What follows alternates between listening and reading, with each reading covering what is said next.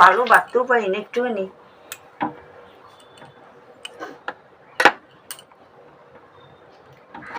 খালি মধু বাদে সবই আছে, চাল আছে, কি তো মোবাইলে ডাল দেখছি। ডাল আজকে না, তাহলে অন্য সোমবার। এই সোমবারে না না, এক এক দিন এক একটা। নষ্ট হয়ে গেল তাহলে ডালটা। কেন, এটা রাইখে দাও, দেওয়া যাবে তো। ভিজানো তো।